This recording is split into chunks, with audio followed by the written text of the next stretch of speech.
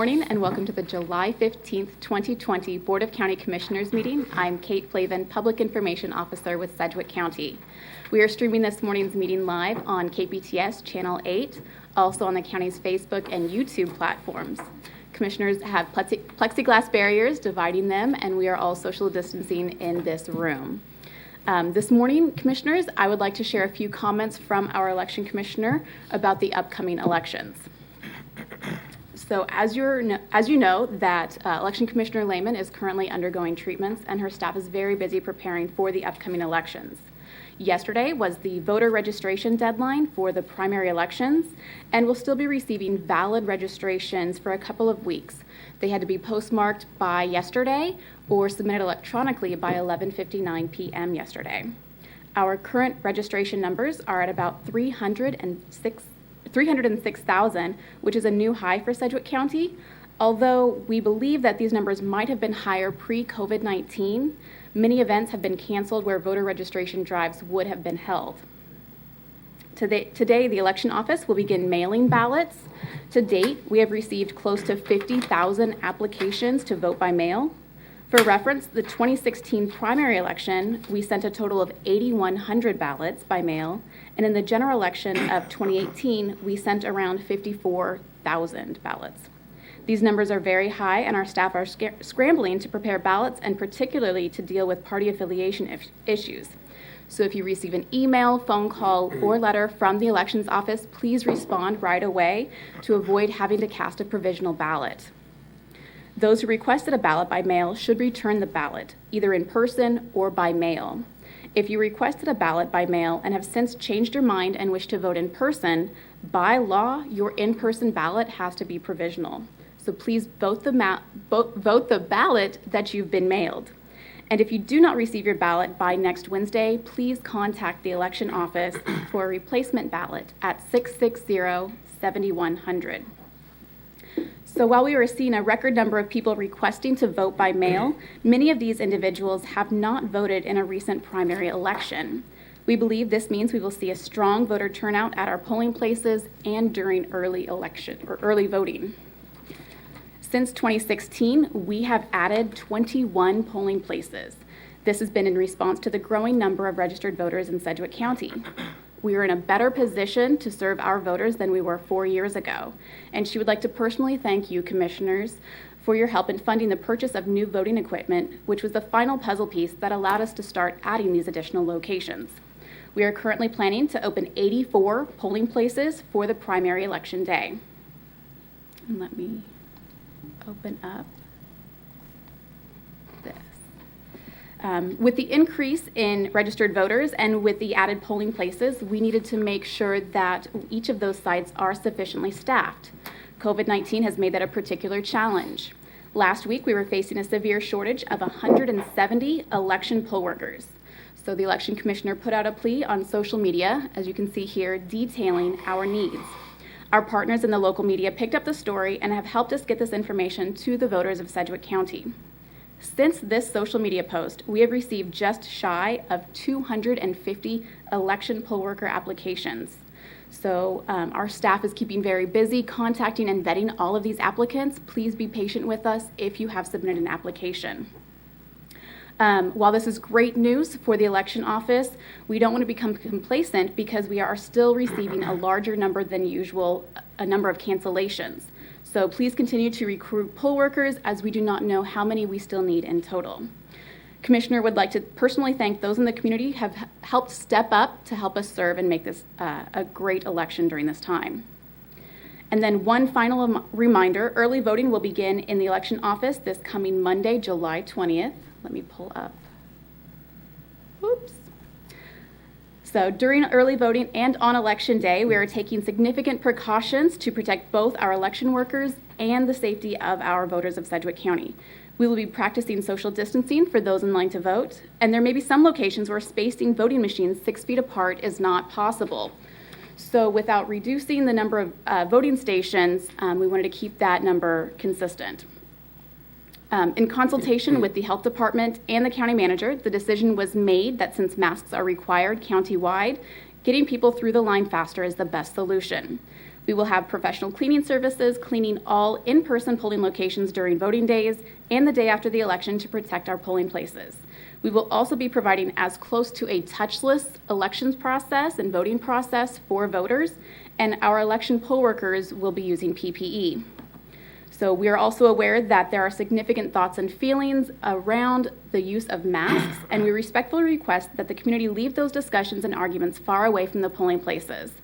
The election poll workers are stepping up to serve you under the most trying circumstances that we have ever asked of them, and they do not need to deal with pushback from the public for upholding these rules. So there is the update from the Election Commissioner, Tabitha Lehman, and if there are any questions, I'd be happy to get back with her to get them answered. Very good. Thank you, Kate. All right. And then on the agenda this morning, we have meeting minutes, one appointment, an update from WSU Tech, CARES discussion, 2 items related to the 2021 recommended budget, a request to add a diversity and inclusion officer. You'll consider a policy for township road repairs, and then we have a fire agenda for the 21 recommended budget as well. So Chairman, I'll let you start the meeting. Okay, thank you, Kate. And with that, welcome to the public, those of you watching on YouTube or Facebook Live, KPTS, Channel 8. With that, we will call the meeting to order on Wednesday, July 15th, 2020. Madam Clerk. Invocation to be observed by a moment of silence. Please remain standing for the flag salute.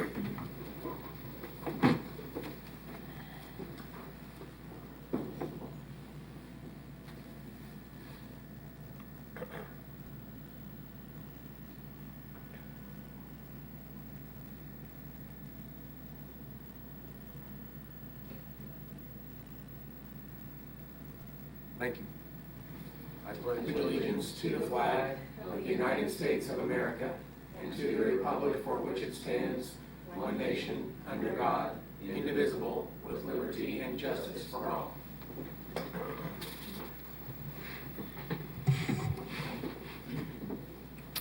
Madam Clerk, next item, please. Roll call. Commissioner O'Donnell? Present. Commissioner Dennis? Present. Commissioner Howell? Present. Commissioner Cruz? Chairman Meitzner. Present. Next item, please. Public agenda. Commissioners, there's no one scheduled today for public comment. However, we did get a copy of some emails that were sent under the program we have arranged for public comment form. You had a chance to review those. Anybody will make any comments? Commissioner Dennis. Thank you, Mr. Chairman. As I was reading through the public comments, there were several that really dealt with the Treasurer's Office rather than with Sedgwick County Commission. And I know there's some confusion where people think that everything comes under the commissioners, but the Treasurer is separately elected. So my question is, do we send those comments that are specific to other agencies that we don't have jurisdiction over down to them? I'd like to make sure that the Treasurer is able to see those comments. We'll make sure she gets them, sir. We have no policy on it, but we'll make sure under the circumstance that you just outlined, she'll get copies of what impacts her office. Very good, thank you. With that, I move that we receive and file. Second. Okay, there's a motion and a second to receive the public agenda comments. Any other questions? Being none, Madam Clerk, please call the roll. Commissioner O'Donnell? Aye. Commissioner Dennis? Aye. Commissioner Howell? Aye. Commissioner Cruz? Aye. Chairman Meitzner. Aye. Madam Clerk, next item, please. Consideration of minutes. Item A, regular meeting minutes of June 10th, 2020. Commissioners, you've had a chance to review the regular minutes from the meeting of June 10th. Any corrections or additions, comments? Being none, I make a motion to approve the minutes of June 10th. Second. Been motion and second. Being no other comments, Madam Clerk, call the roll. Commissioner O'Donnell? Aye. Commissioner Dennis? Aye. Commissioner Howell? Aye. Commissioner Cruz? Aye. Chairman Meitzner. Aye. Madam Clerk, next item, please. Appointments. Item B, resolution appointing Mark Miller to the Sedgwick County MEITZNER Township Board and the trustee position. Mr. Papoon. Yes, Mr. Chairman, Mike Papoon, County Councilor. With the resignation of Don Gregg that we accepted last week, there's a vacancy in the MEITZNER for the position of trustee in MEITZNER Township. Upon the recommendation of both Chairman Meitzner and Commissioner Howell, this is a township that covers both of their districts, they want to recommend Mark Miller to be his replacement by statute, the Board of County Commissioners are responsible for filling vacancies in township positions. We've prepared a resolution. It's in proper form, and it asks for your approval. Okay, thank you, Mike. I know that Mark is also the only candidate filed for the position of trustee in this election in November, and I think, I can't speak on behalf of Commissioner Howell, but I did interview Mark and spent some time with him, and I feel he's well qualified to serve that role. Commissioner Howell? Thank you, Mr. Chairman. I also spoke with Mr. Miller numerous times, and I think he's a tremendous individual. I'd be glad to support this appointment. Okay. You want to make the motion? Yes, sir. I would like to make a motion. We would appoint Mark Miller to fill the vacant position in the Minneha Township trustee position. And I'll second that. No other comments? And thank you, Don Gregg, for your service for years and years and years as well. But being no other comments, Madam Clerk, call the roll. Commissioner O'Donnell? Commissioner Dennis? Aye. Commissioner Howell? Commissioner Cruz? Aye. Chairman Meitzner. Aye. And I know that Mark he's very busy. He's got his job and some other things, so he was not able to be here this morning, but we'll communicate to Mark to come in and get sworn in. So thank you, Mark, for agreeing to serve. Madam Clerk, next item. New business. Before we go to new business, we have a couple of things on the new business schedule, but I think we'll do something we need to do. Make a motion. Do we do an off-agenda item? So motion for an off-agenda item. Thank you. And the second? Do we have to have a second? Yeah. Motion. I made a motion to go off agenda. And second. Okay, motion and a second for an off agenda item. Madam Clerk, call the roll. Commissioner O'Donnell? Aye. Commissioner Dennis? Aye. Commissioner Howell? Aye. Commissioner Cruz? Chairman Meitzner. Yes, Commissioner Dennis. Thank you, Mr. Chairman. I brought it up during the staff meeting yesterday, but there is the NACO meeting coming up in the near future, and they asked to have a voting representative available for that. It does not cost us anything to register because it's going to be a virtual meeting. I believe we need to have a representative of that.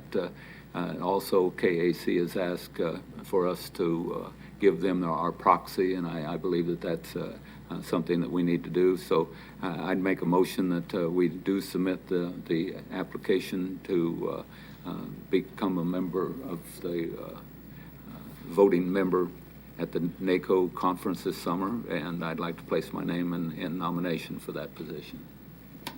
I'll second that. So there's a motion to have the proxy and have David Dennis as our representative on this item. Any other comments? Being none, Madam Clerk, call the roll. Commissioner O'Donnell? Aye. Commissioner Dennis? Aye. Commissioner Howell? Aye. Commissioner Cruz? Aye. Chairman Meitzner. Aye. Madam Clerk, next item, please. Item C, update from WSU Tech. Okay. Welcome to the County Commission, Dr. Sherry Utash. Thank you so much. Thank you for the opportunity to be here this morning. I really appreciate it. And I would also just have to take a moment and say thank you for all that you're doing for this community, each and every one of you, during these really tough times. Today, I'm hoping to bring a little bit of a ray of good news, sunlight, whatever you want to call it, on some of the things that are happening at WSU Tech today. And then I'll kind of finish with a little bit about what we're doing with regards to COVID-19. But it's really my honor to be here today to kind of give you an update of what's going on. So I just want to start off with some very fast facts about, most of you know this, but it's always good to revisit these. We have 4 campuses within the Wichita area and 4 educational sites. So 4 full-service campuses and 4 additional places that we offer post-secondary education. We have now 100-plus degree and certification options for this community, and we are the largest technical college in the state of Kansas. There are 7. We're the largest technical college. There are 27 community and technical colleges in the state of Kansas, and we have rapidly advanced over the last 6 years from being about 23 to being 4. So we are continuing to grow and to serve this community in a big way. We just received, for the second year in a row, last Thursday, we received a national award for offering the most NC3 certifications, which are industry-based certifications, out of 180 colleges across the nation. We delivered the most certifications right here at WSU Tech across the nation, so that's 2 years in a row. And then certainly, we continue to be named a fastest growing college by the Chronicle of Higher Education for the last 5 years in a row. So this next is a little bit of a video that just talks a little bit about who we are. They arrive ready to learn. They rise up. Top of their class. Top of their field. Taking the stage. Taking the leap.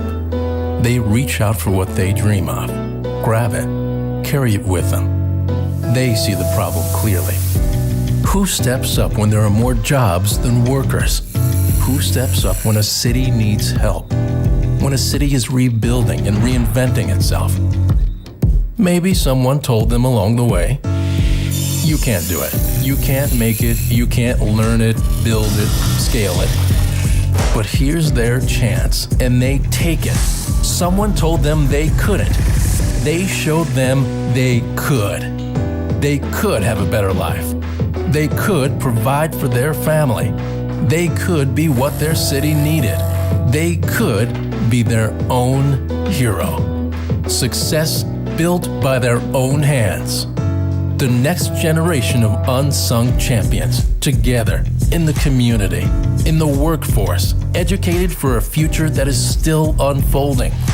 They are what Wichita needs. Are you? WSU Tech. Careers start here. You know, we always say that we're a microcosm of this community, and so business and industry in this community goes, so does WSU Tech. And so everything we do is really centered around those things. And three guiding principles. Is it the best thing? All of our decisions are made. Is it the best thing for students? Is it the best thing for our institution and the future of our institution? And is it the best thing for our employees in this community? So that's just a kind of a capsule of what we put together with this. And I will put a shameless borrow that I loved Fidelity Bank's Bravely Onward campaign, and that's what kind of inspired us to do what you just saw. So we continue to develop new programs. I think you've heard this week, Amazon's coming to town. We have a drone company coming to town. We've been involved in those discussions from the work that we do at NCAT particularly. But over the, we've got some new programs that we're doing. Our IT, our information technology. 4 years ago, we had no IT. We didn't have one program in IT. Today, we have 17 tracks for IT professionals, short-term certification tracks to serve this community. We were just approved for a hospitality and event management program that we will be launching in January. We are looking into the possibility of a program in licensed behavioral health technician. And the reason why we're looking at that is because we've heard that from healthcare professionals in our healthcare industry. We are also looking at pursuing, we have a LPN program right now, a one-year program. We're looking at pursuing a registered nurse program with the Kansas State Board of Nursing over the next couple of years. I'm super excited about this, probably early to say, but we are in the process of doing a lot of exploration with a couple of private industries here in Wichita to offer a pilot program in the city of Wichita and for our community. Very early on, but we're looking at that. A drone program, because that will be needed by the new company that's coming into Wichita, and part of the circumstances that we had in the discussions we had with them was we ensured them that we could create and build a workforce for them. One of the newest things that we just announced last week, and I'm super excited about this, we've been working with Mike Rowe and the Mike Rowe Works Foundation along with the Koch Foundation, and we have created a course in work ethics and employability skills. And we've been doing this kind of work for quite a while, and then we got engaged with Mike Rowe, and we've integrated Mike Rowe's Sweat Pledge into that. And so here's what's going to happen. We launched out last Thursday actually, that we are going to start this partnership with MicroWorks Foundation, the Koch Foundation, and our partners at NC3. And so the first 20 schools in the nation will be piloting the micro certification in employability skills and work ethics starting in September. And the team at WSU Tech are the trainers across the nation for this new certification and this new curriculum. So super excited about it. We hope to have an event to celebrate the 20 schools along with micro late in 2020 if things work out. We're also looking at some new partnership opportunities with the Wichita State University College of Business, the Barton School of Business. We're looking at some really interesting things there, and we have put in a new digital marketing program, which has been very successful. And then certainly because of the COVID situation, we have many of our programs that are moving to hybrid. So we are taking career technical education and moving it to a hybrid model, which would be part online and part in the classroom. And that is, we want to be one of the national leaders in moving career technical education to a hybrid model. It's not done. This is very heavy lifting and new work. Everything we do, though, we try to do through this idea of stackable curriculum because we're trying to create an educational pathway for people. So we start with a short-term certificate of completion, then that can build to a technical certificate, which builds ultimately to an Associate of Applied Science degree, and then that articulates to Wichita State University or other universities across the state towards a baccalaureate degree. So we're continuing to build educational pathways. I am a great believer that a career and an educational pathway they're parallel on the ladder. And I go and I get this and I can take this job. And then I get into that job and I have a living wage and I'm being economically prosperous for my family. And then I see, boy, I'd like to go do that job over there. So I go get that education so I can get that job. And you just continue to keep building a career pathway and an educational pathway. Our enrollment, as I kind of talked about, continues to grow. And this just shows you a little bit since 2017, so just about a 4 academic year snapshot of where we've been.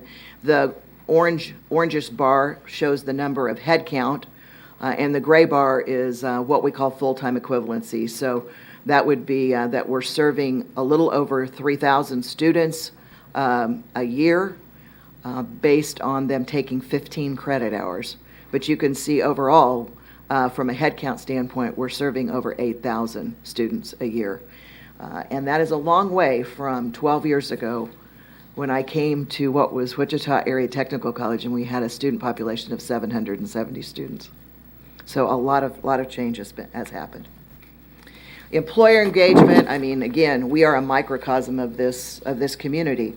Every single one of our programs has what we call an industry advocate team, which means we bring industry professionals and subject matter experts to work with each of our faculty and program directors every single year, at least twice, if not 3 times a year. We engage in strategic partnerships with each of our employers through guaranteed interviews, through networking events, through employability skills. And even during this time of almost economic recession and job loss and those kind of things, we are working with our employers still each and every day to ensure that we are building the workforce that they're going to need in the future, or that we're retooling, reskilling. So we do a lot of that. We also do a lot of workforce training, what we call it workforce training solutions, where we have several people that work for the college that every single day they go to work at Spirit and at Textron as embedded industry trainers to do recertification work and keep those industries up to date with FAA certification. We also do a lot of customized training, so going in and helping a workforce with blueprint reading or measuring or whatever the case may be. Our job placement rate, that's something that's kind of part of our report card to you. I'm happy to tell you that our job placement rate for 2019 was 88.5%, and we just received our job placement rate for this last year, and it is about 91%. So we continue to build. That means that many of our students, the students of ours that complete, that many of them either go directly to the workforce, or they are in the military, or they continue their education at a university. So high schools, we have gone from serving, about 7 years ago, we were serving 70 high school students. Today, we're serving over 2,500 at 40 different high schools across the region. And we do that in a couple of ways. We do that through what we call a Jump Start program, which is, and I'm sure you remember the legislation the state passed a couple of years ago that created Senate Bill 155, which is now known as Excel in CTE. That particular program has the ability for juniors and seniors, if they meet criteria, to be able to start engaging in career technical education while they're in high school with us. That's been a huge program, and then we have a lot of students that we're serving with general education programs, getting them prepared to go to the university. And we do that at a reduced cost. We also have a program called Dream U, and we also have a program called College Advantage. Our Dream U program is a mentoring program that we do at a couple of high schools here in Wichita, West High School and North High School, and we're actually providing them mentors and their families to help them understand they can go to college. They will be able to do that. And our College Advantage program, we started a couple of years ago, and this is a really cool program. It came about because there was a grant out there, and honestly, we ended up not applying for the grant because it was so so driven by data that we thought it would be hard to collect. So we decided to take a strategic toss at this, and we created what we call College Advantage, and we are in 5 high schools. We have a person on our staff that is in 5 high schools, 1 high school each day of the week, and they are working with all of our students in those high schools that really don't know anything about college. Now, that's a lot of kids, because they and their families. Just think about if any of you have ever gone through the FAFSA, the Federal Financial Aid Project, that's what I call it, but going through those forms and filling them out for your family is daunting. There's so many people that don't have that. So one of the things that we found in research, and we worked with Dr. Thompson at USD 259 on this, is that the more students that fill out the FAFSA, the more likely they are to attend some type of post-secondary education. So we put this in place, and across our USD 259, the rate of FAFSA completion at that time was about 30%. Nationwide, it was 56%. I'm happy to say in 2 years, we've improved that number to 50%. So it's a huge, huge win for this community, and it's really working, and so we're extremely excited about that program. We also do National Signing Day, and I'm going to show you a little video about that because it's a great day of celebrating career tech educational choices. We have our Future Maker Lab, which again, 27-foot truck and trailer going out all across middle schools, elementary, teaching about STEM education. Certainly right now, we've pivoted, and we're doing a lot of kind of rework with that.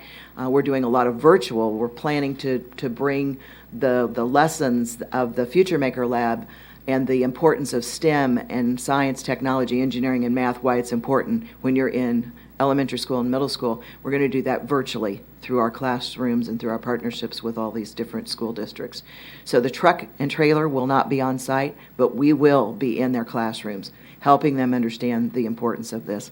And then finally, we announced just a couple of weeks ago a program that we named the First 15, and basically that is a program for all of our 2020 graduates that have gone through, these are high school kids that have gone through something that none of us have ever been through. There was no graduation for them. They didn't get to end their senior year. I mean, they've had so much to deal with. So we created this program called the First 15, and we're going to scholarship 15 credit hours of general education for any 2020 high school graduate from the Wichita and surrounding region. And so we announced that a couple of weeks ago as a way to give back to this community, to give back to parents that may be in a situation due to employment, financially insecure. This gives them a way for their young people to start their college career, and we will pick up the tuition. And we've had great support from industry, from community individuals, and from our employees to support this scholarship fund. So these are just a list of the high schools that we work with. Like I said, we work with a lot of high schools across this region, and certainly are dealing with, again, unprecedented times with each of them, trying to figure out how to make sure that we provide a student experience for those junior and seniors in high school throughout this next year. Our future maker, we talked about that a little bit. Welcome to signing day here. I'm going to go back a little bit. We talked about that a little bit, but this is an event. I want to share this event with you. This is what we call National Signing Day, and I love this day because it's a day to celebrate high school students that are making a choice to attend a technical college, basically. And this event started 7 years ago, and I want to give credit where credit is due. But I was at the table with a gentleman named Clark Coco, who was at the time the dean of Washburn Tech. And we were sitting at a table thinking about how could we celebrate the dignity of work and celebrate students that want to pursue a career in career technical education.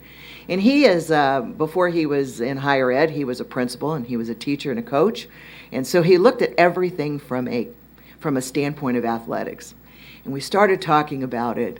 And so the two of us did the inaugural National Signing Day. And now this has become an event that 7 years later, there was over 200 colleges across the nation that celebrated National Signing Day this last February.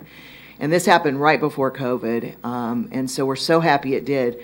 But each year we try to take a little bit of a different look at it, and this year we just really went all out. We were actually the hub at WSU Tech for National Signing Day, and we took a little bit of an ESPN game day preview to the whole event. We also were celebrating with Snap-on Tools their 125th anniversary. We had the opportunity to have the CEO and president, Nick Pinchuk of Snap-on, be our keynote speaker to our families and our students. In addition to, we had a lot of national industry with us. So this is just a day of celebration, and here's just a clip from that.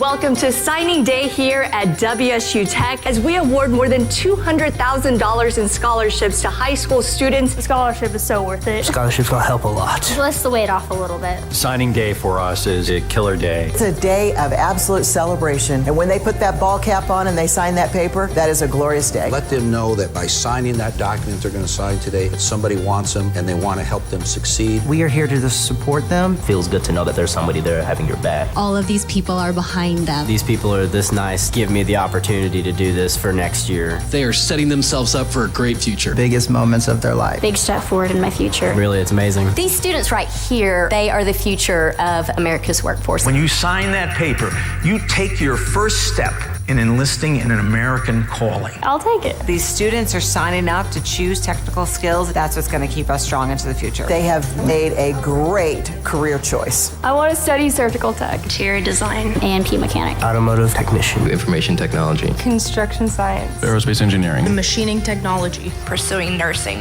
Planes don't fly. Economies don't grow. Cars don't drive. Cities don't rise. Things don't happen. And freedom doesn't ring without technical education. Very good. So the last thing I have for you is yesterday out from the White House, from the work that we've been doing on the Pledge to American Workforce Policy Advisory Board. One of the task force that I was on was a national marketing campaign for career tech ed. Certainly when we started designing this 15 months ago, the economy looked much different. So we made kind of a strategic pivot in this action group that I work on. And we decided to kind of realign our marketing messages. And so we have come up with Find Something New. So you can go to findsomethingnew.org, and there is a whole campaign about trying to find ways to accelerate skills development post-COVID And this is a campaign that we are involved in.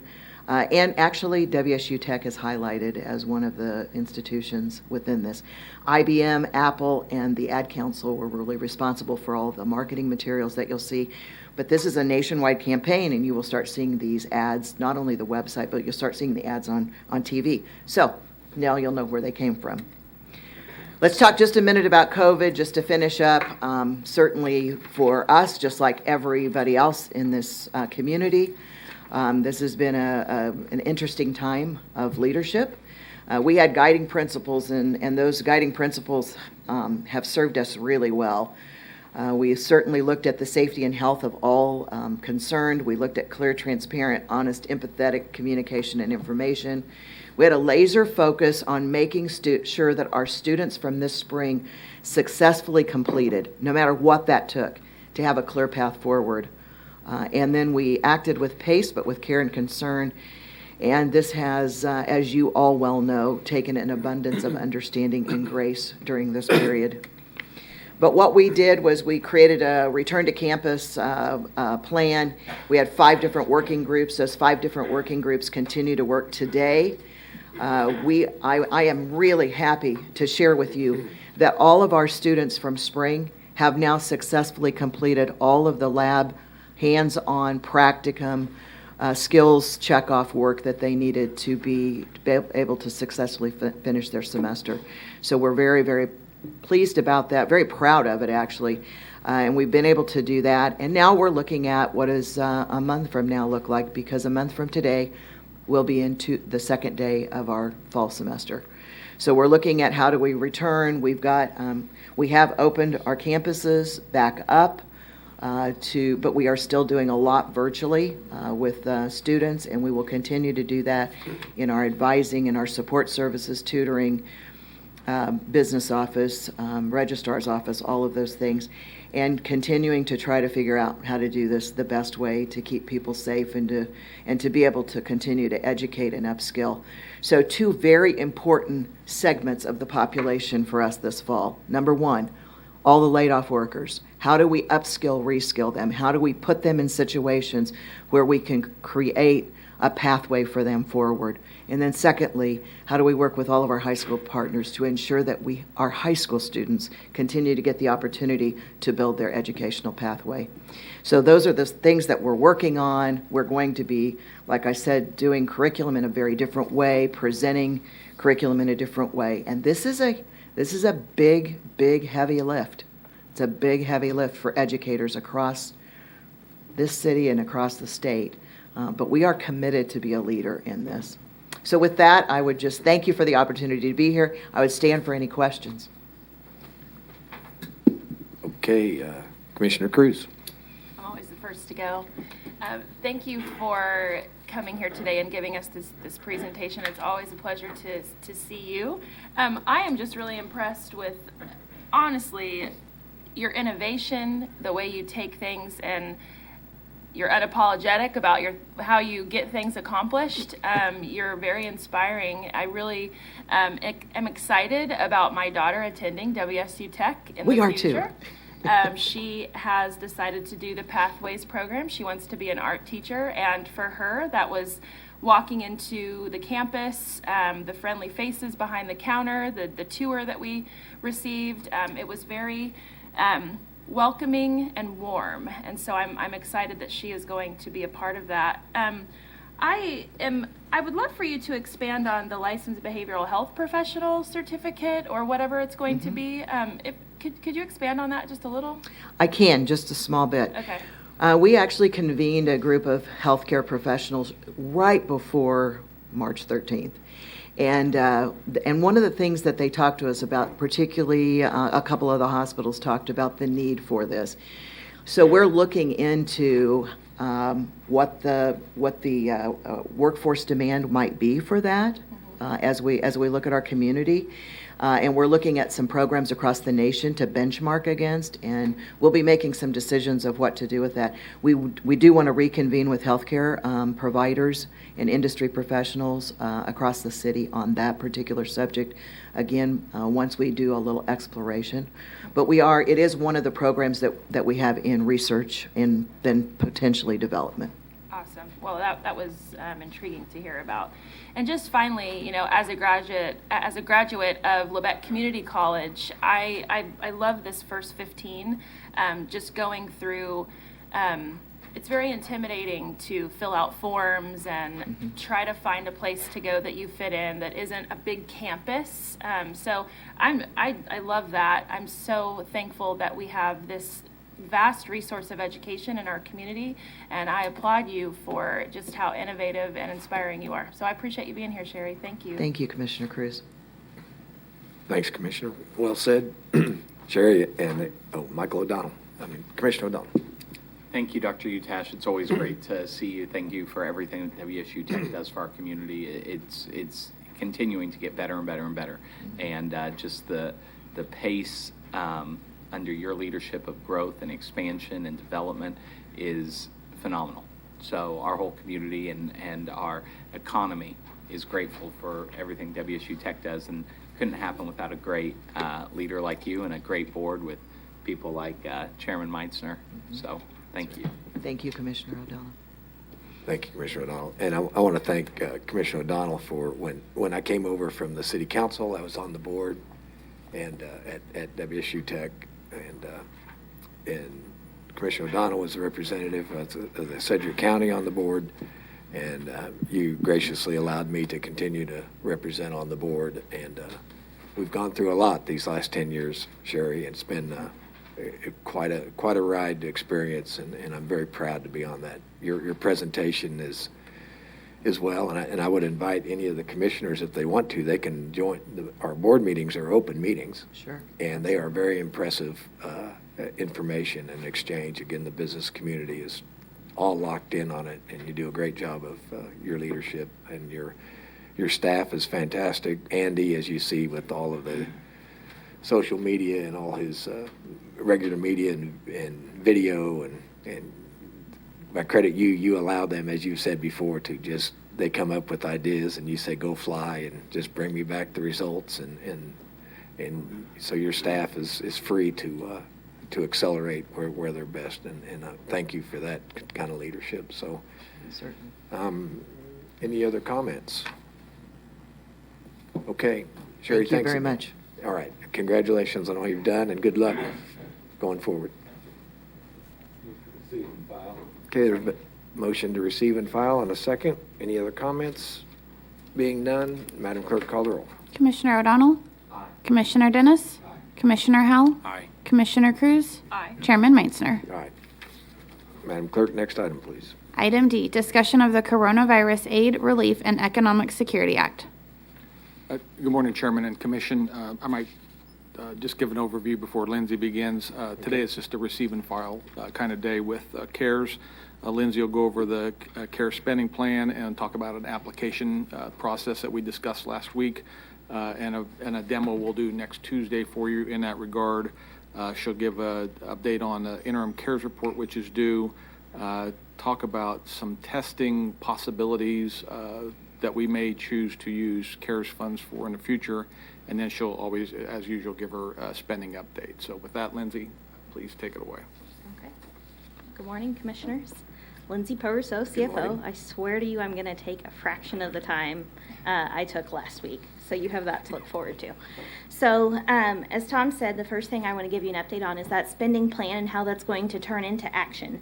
So you did approve a spending plan last week. We know that's a very flexible document, but we are working diligently right now to put the guidelines and rules in place for what types of programs and eligible expenses are or what that funding is able to be used for. So the grant portal that folks will use to actually put in their applications is under development now. We've been doing a number of fact-finding sessions with our consultant to get that stood up and ready to go next Monday, the 20th. And when we roll that out, we will roll it out with ample documentation and guidance. And we have been working diligently with the communications office for weeks now. They have been great partners to get information compiled, do videos and training and social media pushes. So it will be well advertised when it is ready to go. And as Tom said, next Tuesday, since that system will actually be live, Brent will walk you through how that process is going to work in a staff meeting setting so that we can help you understand what it will look like, and then hopefully also maybe make that available to the community so they can also have an expectation if they choose to apply. So that's the first thing to talk about.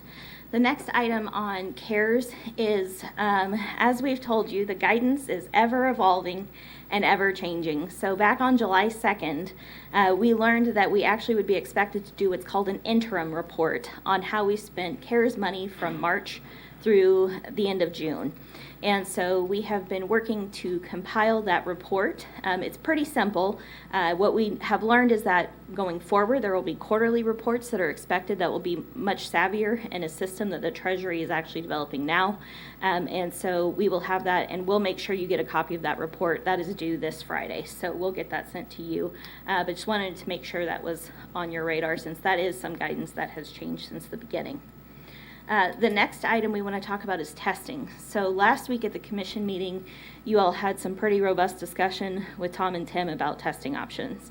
One of the things that the health department has been working diligently to do is to put together a proposal for what they might be able to operate for testing, understanding that there also would be a need to go out in the community to provide the high volume rapid testing, but also recognizing that given the wait times and everything else, there's a need for redundancy. So that submission has been prepared. We have submitted it to Witt O'Brien's for eligibility review, and we plan to hopefully hear back this week on how that looks. Under the purchasing resolutions and approvals you've done recently, Tom can actually make those approvals once it's ready to go and it's been determined to be approved, but certainly we will give you the details on that as those come down and we learn what's actually an eligible expense. So then the final thing I want to talk about is our spending. So last week we were at about 3.9 million. We're at about 4.1 million now across our total COVID funding sources. So again, that includes our county general fund, it includes our fire district general fund, it includes the CARES funding, and then we've had a few small grants that we've received across time, including one which actually caused a decrease in the amount of spending we've done from the general fund because we moved an expense out of that county general fund and into that grant, and that was for cleaning services at the jail. So that was coronavirus emergency supplemental funding that we used for that. The reasons for the increases primarily are due to PPE, personal protective equipment. So we've had about $90,000 of additional costs there. We've also had a payroll post since we last talked, and so there are $54,000 in costs for personnel. That includes everything from that paid leave that we are required to provide under the Family First Coronavirus Relief Act. It also includes the temporary positions that we've been bringing on board for health, also the couple that we've had on the administrative side. We have now entered the shopping carts for Regional Forensic Science Center to make the orders on those additional costs. And then finally, we've spent $20,000 additional for custodial supplies, so hand sanitizer dispensers and the hand sanitizer itself. So we started with $99,636,917. We are now at $96,858,774. And based on the spending plan that you all approved last week, we've actually now established all of that budget authority within our county stimulus fund. Just an update on elections. We do know that they have been given up to $420,000 from the Secretary of State's office for reimbursement. They are pretty much exactly where they were last week at $124,000 expenses, except that they had 2 temporary positions that were approved, and about $1,800 of that cost is for the personnel costs associated with those 2 positions. So with that, I'm more than happy to answer any questions. Otherwise, I recommend you receive and file. Okay. Is there any comments on that? Thank you for the update, as always, Lindsay. So with that, I'll make a motion to receive and file. Second.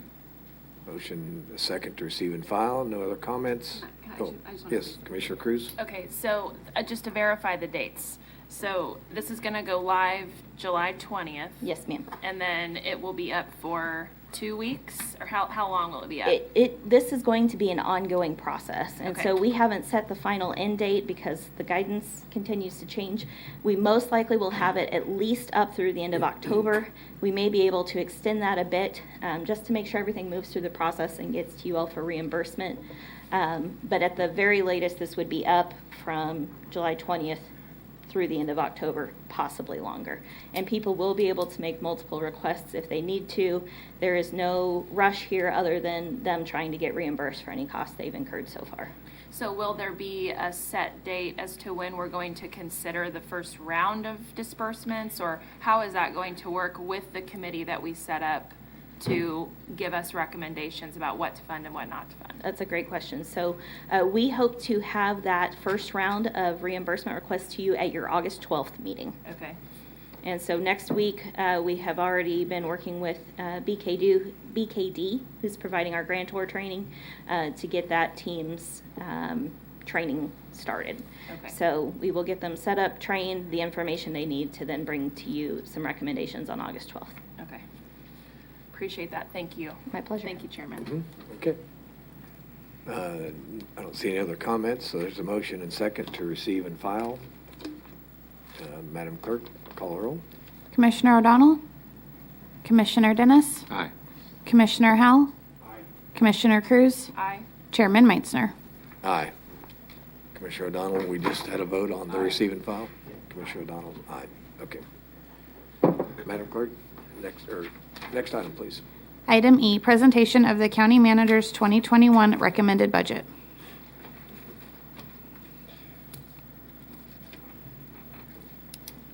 Morning, Tom. Good morning. Morning, Chairman and Commissioners. Tom Stills, County Manager, here this morning to present the 2021 recommended budget. But before doing so, I want to talk about, this is heavier than it looks. This is our Distinguished Budget Presentation Award that we won again, that our team won again, and a couple of members of our team are here. And it's for the 2020 budget process. It was prepared with the budget office being down at least a position, sometimes two position in analyst level positions. Despite this challenge, the group still won the Government Finance Officers Association Distinguished Budget Presentation Award, which GFOA says reflects the commitment of the governing body and staff to meet the highest principles of government budgeting.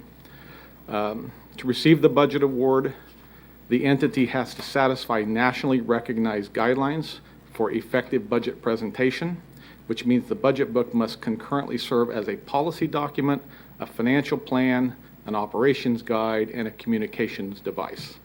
This is the 37th consecutive year that Sedgwick County has won this award. It's because of Lindsay and Lorian and their staff, and it's appropriate to mention this as we get ready to talk about what has been a very challenging budget year for Sedgwick County. So I thank them for their service, and we're very proud of them. So. Congratulations.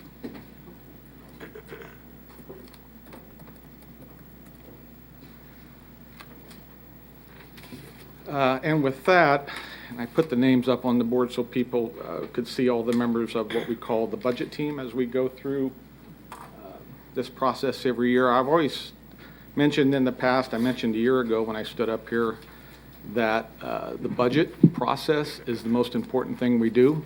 I back that up a little bit now with COVID and your role and the burden you have carried as a Board of Health. That may be as challenging as a budget and as important, but regardless, this is still a very important process that we go through. This is not a final budget today. This is a recommended budget. I think it's 95 to 100% there, but you, the representatives of the people, will make the final decisions on what this budget will look like, and we have a process starting now that will take us through that path. So the overall goals of this budget, was a balanced budget with no tax increase. And I'll mention COVID again in a little bit. Every speaker at this podium today will probably mention COVID. We will continue to review all positions and services that may be impacted depending on the depth of the economic crisis caused by COVID and other challenges in the aerospace industry.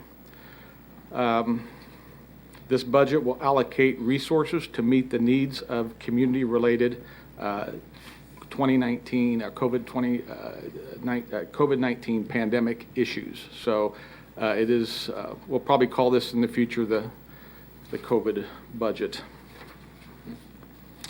We started our process, as we always do, in the late the previous year before budget is adopted. So this was in late 2019, November and December. We met with division and department heads to prep for what we thought was going to be a normal and actually a very robust budget year. In February of this year, we met with you all off-site to have our annual budget retreat and listened carefully to what you as representatives of the people were expecting from this budget. And then the wheels didn't come off, but they got pretty loose in March when we went through the pandemic. We had to cancel manager budget hearings. Lorian and her team kept plowing through this pandemic, even though we actually shut the building down for a series of weeks in there, as we all remember, back in March and April. So we brought this directly to you in May and had our hearings and reviews and have come forward with this document in the state it's in. We are currently, as a county, still in full pandemic response mode. It changes, as you all are keenly aware, almost hourly and daily. But we know, and as we look at what's going on in our community with our economy, we know that we have to be exceptionally lean. And so we are focusing on lean government, and we're doing that a number of ways. We continue to review positions and services to determine unifications and consolidations and to provide the best focus possible for core county government as we go through this challenging time. We are recommending some adjustments, and they come under three categories: cost of doing business, changes in processes outside of the control of the county, and as a response to COVID. So those are kind of three themes as we roll through this list very briefly this morning. The first item that we adjusted was an approval, or we're recommending is an approval of 2 FTEs for the ICT-1 integrated care team. This program ran late in 2019 as a template, a pilot program. It was staffed with existing staff within ComCare, the Sheriff's Department, and EMS. As it rolls forward, this moves it from a pilot program to a full-time program. And we're authorizing 2 positions, one in EMS, one in ComCare, to move this forward. We're requesting 5 FTEs for the District Attorney's Office for docket assistance, and there's 2 things in this adjustments that are in response to changes within the court system that were driven from the state level. This is one of them. These types of positions are needed by Mr. Bennett's office to stay up with those changes. And I'll skip down to the last one. The 4 judicial services deputy positions in the sheriff's office, same response. Changes with how the court system operates, how they assign and manage cases has caused this type of need for the sheriff's office. So these are in response to external forces that the county had no control over. The medical services contract for the sheriff's office and Department of Corrections is the cost of doing business. Those costs are escalating, and as such, we have to adjust the budget. We continue to fund the sheriff's office for out-of-county inmate housing that ebbs and flows with the rates of crime and convictions in this community. So we have some additional, that's cost of doing business, some funding for him to use out-of-county inmate housing as he manages. Recurring equipment costs for the sheriff's office centers around the Axon camera system and best evidence system that equipment provides in support of that equipment. Cost of doing business with regard to funding for increased medication and medical supply costs for EMS. Those costs continue to escalate.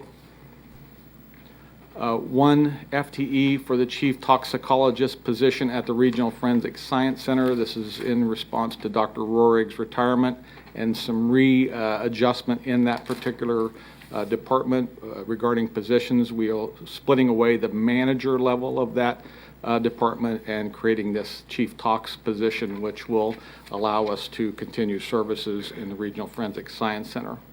1 FTE epidemiologist, with I think needs no explanation due to the COVID pandemic.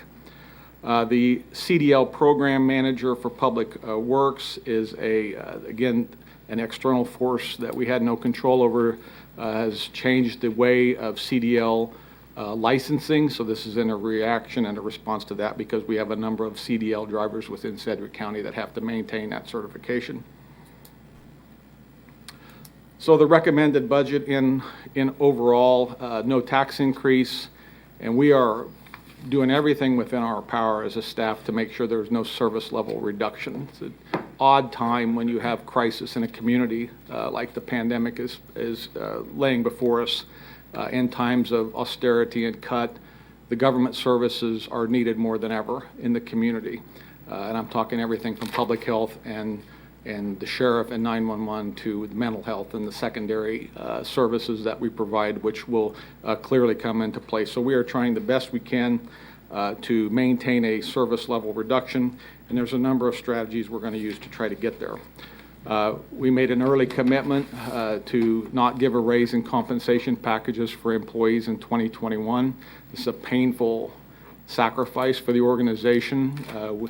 As you're all aware, we were doing a study on market analysis regarding pay of Sedgwick County employees, and in many instances we discovered we were underpaid. Some of our staff were underpaid, and we were strategizing, and you were helping us to make adjustments to that. That clearly is going to have to be put on hold for a budget year.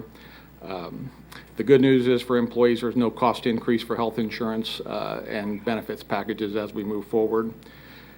We have stopped all external travel and training for employees, and this is something, again, that we can do for a year. But if you continue it year after year, it begins to degrade the organization, and we can't sustain it. But for this next year, we are stopping that kind of travel and training as a way to meet this budget and not cut services. We started very early on and will continue approval of emergency or highly necessary commodity contractual items that have to go through division head for approval. Many times, again, these kinds of asks are going to be deferred and eliminated where possible, but we will continue that practice. And we will continue with a hiring delay on positions with the exception of our emergency, key emergency personnel, which we need to respond to COVID. Another thing that helped us is our health insurance increase came in at 3.5%. I believe we had budgeted 5% for that, so that helped us to meet this budget. So the numbers look very similar to last year. The Sedgwick County portion of the budget is a little over $438 million. That is very slightly up from last year. The Fire District 1 budget is a little over $19 million. That is very slightly down from last year. And the total budget is $457, $628, $810, which is virtually flat from last year. So that's what the overall numbers look like going forward. As indicated on here, the estimated tax rate is 29.359 mils for Sedgwick County and a little under 18 mils, 17.889 mils for Fire District Number 1. Hopefully you will receive and file this today, and then we start on to the next public process of final analyzation of this budget. It will begin in earnest today. With an online public forum that will run through August 11th. Our first public hearing is a week from today during this meeting time here in this room at 9 a.m. and we are developing ways to stage citizens so that they may come in and speak to you in person in this environment to talk about their concerns and requests for budget. It'll be a situation we will stage them outside of this room and bring them in to speak to you one at a time in as safe as manner as possible. And we want to assure the public that we will do that with safety protocol, and they can feel safe coming into this building and addressing this commission. Our second public hearing will be August 10th at 6 p.m. in the evening in this room. Same protocol. We'll stage citizens outside of the room who wish to address you, and we will work with them to make sure that is done in as safe as manner as possible. And then finally, our budget adoption date is tentatively August 12th at 9 a.m. So with that, I'm available for questions. Lindsay and Lorian both here as well, and we'll try to answer any questions as you may have on this process. If not, I'd ask that you receive and file. Okay, thank you, Tom. And thank you, staff, Lindsay and Lorian, and your people. I know you've worked through these difficult times. Very appreciated. It seems to me it follows in line with all of our discussions and our retreats and our back and forth information. Commissioner Howell, let's go. Thank you, Mr. Chairman. Just don't know if it's appropriate to ask you or to ask other folks, but you can figure that out, I guess. But where in the recommended budget book do we find a summary, if you will, of the property tax growth since from last year to this year? Lindsay, which of you wants to come up? We'll let Lindsay come up. She knows the way to the podium.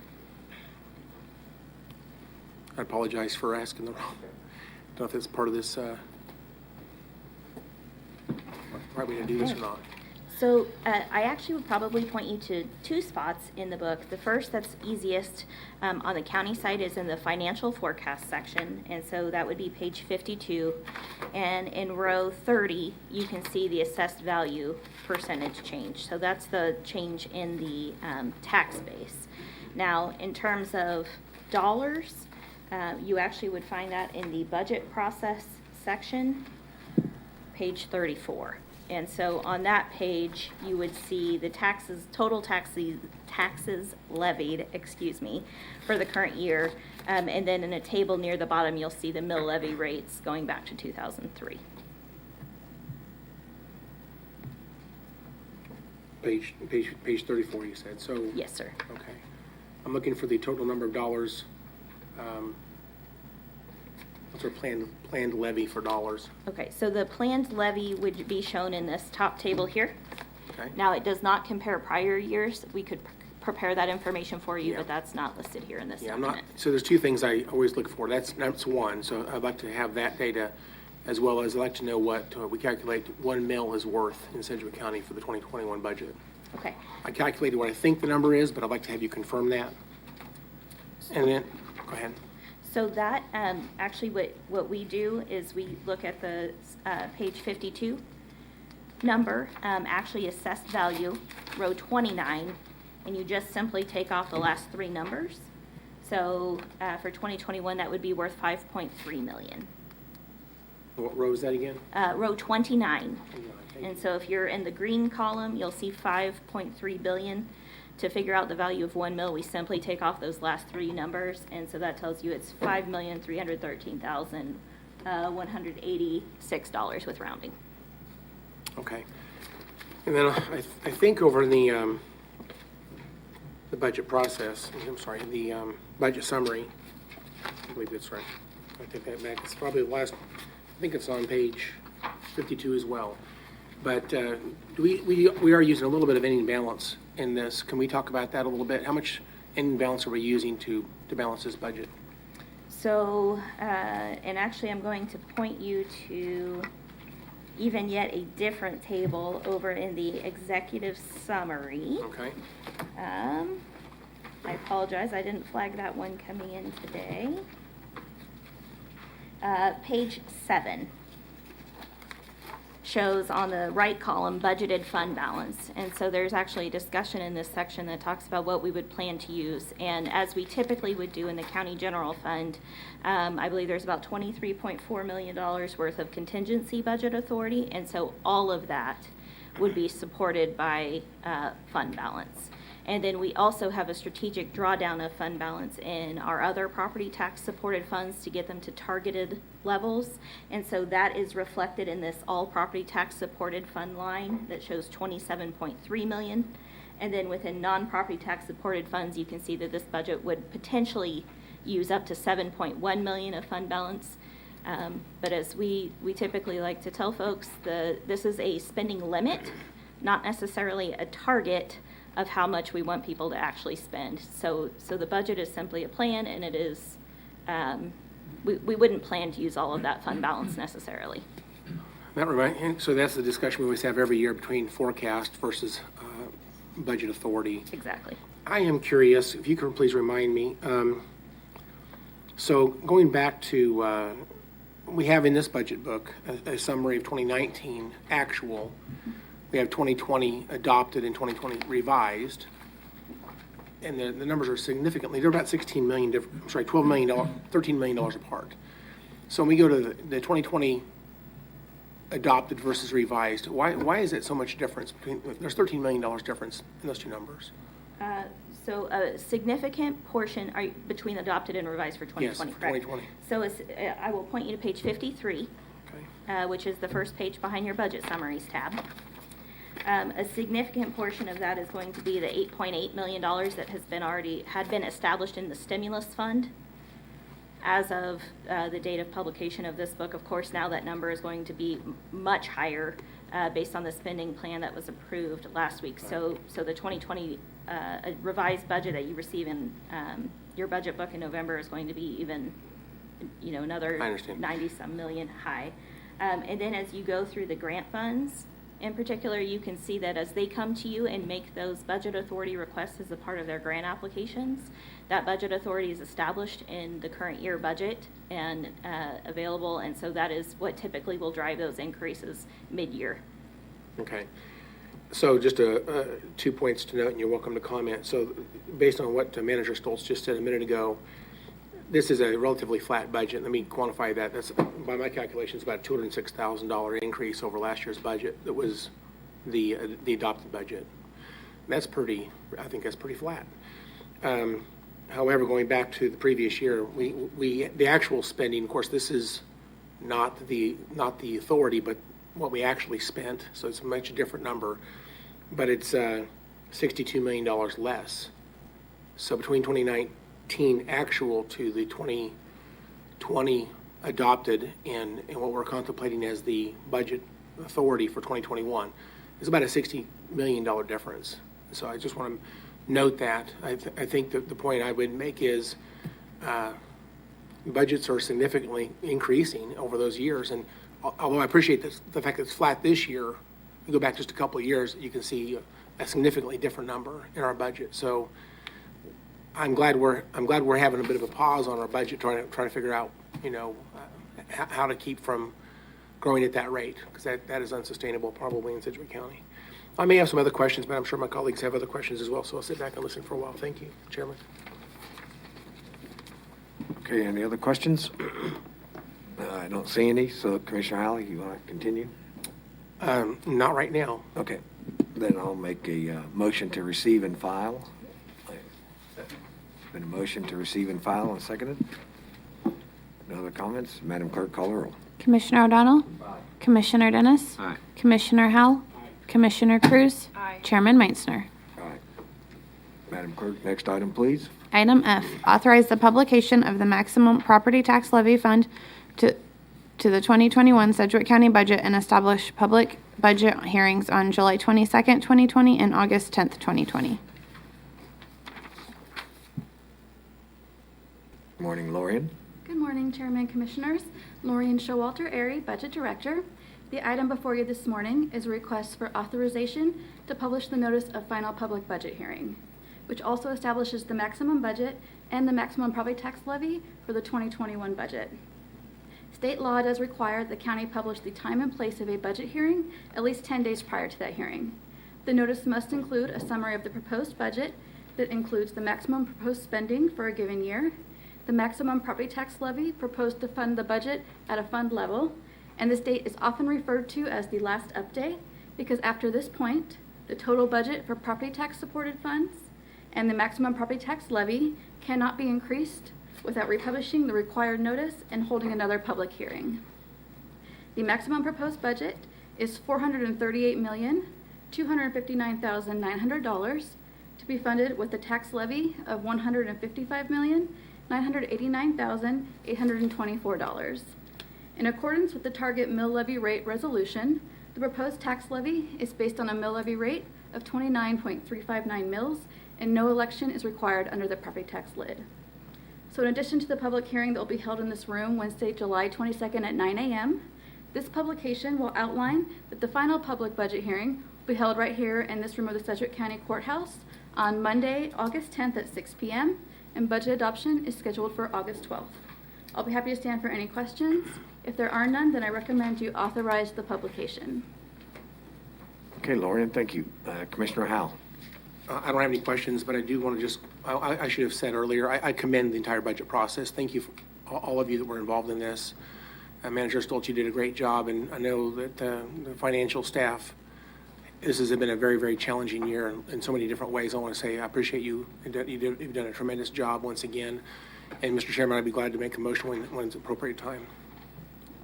Okay, well, I think we all have a motion in front of us. Is there any other comments? If you want to make the motion, I'd be glad to. Yes, sir. I move that we authorize the publication of a notice of public hearing regarding the Sedgwick County 2021 budget. The publication shall include a total budget of $438,259,900, an ad valorem property tax of $155,989,824, which is approximately equivalent to 29.359 mills based on the estimated assessed valuation and subject to technical adjustments. Okay, there's a motion and a second. Any other comments? Being none, Madam Clerk, please call the roll. Commissioner O'Donnell? Commissioner Dennis? Aye. Commissioner Howell? Aye. Commissioner Cruz? Aye. Chairman Meitzner? Aye. Thank you again, Lorian. Thank you, Tom. Madam Clerk, next item, please. Item G, request to add a diversity and inclusion officer position to the county manager's staffing table. Morning, Tom, again. Good morning again, Chairman and Commission. During the 2019 Sedgwick County staff went through a strategic planning exercise. We included many stakeholders outside of the organization, and almost every employee within the organization had input. And then, of course, you as the BOCC had tremendous input in how that plan ultimately ratified at the end of 2019. Throughout that process, staff and external partners discussed the concepts of promoting organizational diversity and inclusion. And this discussion transcended race. It was a discussion of ways to include diverse ideas and voices, both from within the organization and outside of the organization, and the citizens that we serve. Earlier this year, in 2020, several leadership team members and members of the BOCC attended a seminar hosted by the Chamber of Commerce featuring the Chief Human Resource Officer of the Dow Chemical Company, who is Karen Carter, who happens to be the sister of our very own Carol Cole, who works in your office as administrative assistant. Ms. Carter, in her speech and her presentation, reconfirmed the above components of our strategic plan and made a very strong case of how diversity, inclusion enhances an organization's bottom line and improves overall business practice. We were all very impressed with her presentation. A few weeks after her presentation, we had some conversation as staff at the time of her presentation on what we could do organizationally here to change and support that type of position. Then COVID happened, and everything was put on hold, and I think I've told you all that on the grease board in my office is a series of projects that we were in the middle of that got put on the wait till after COVID list to do, and this was on that list. Then Minneapolis happens, and a series of other events around the country, which I think took a COVID pandemic stress on society and pushed it over the edge almost. If you look at the state of our nation today, and we are no different than the rest of the nation, we have divisiveness within our community. There's an exclusion of ideas. There's a focus on law enforcement and criminal justice training, tactics, and policies. And you hear terms like defunding police, and all which can be interpreted in a number of ways. I look at defunding police interpretation as a ways to do business differently, not necessarily cut police or move them out of our political society. I think we all know that cannot happen. But there is always options and ways to do business better, more smartly, and more inclusive. So based on the above, today I'm asking for permission to move forward with the position hire that was put on my grease board to wait till after COVID to move forward with it now. The purpose of the position is multifold. It is to promote and provide opportunities for employees to be valued, respected, and heard. That's our employees, Sedgwick County people. It will be used to enhance recruitment, hiring, promotion, and retention of diverse staff with a variety of experiences and backgrounds to make our organization as strong and inclusive as possible. It will be used to review county policies and procedures to be accountable, so we are accountable to diversity, equity, and inclusion in this organization. It will be used as a resource to our elected officials, including our sheriff and our DA, and I've talked with both of those gentlemen about this position, and they are both very supportive of it.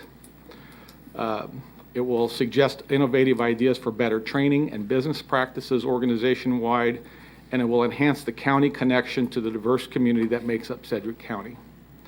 The position would report to the manager's office and be classified in a 138 pay range with a salary and fringe amount of approximately $107,000.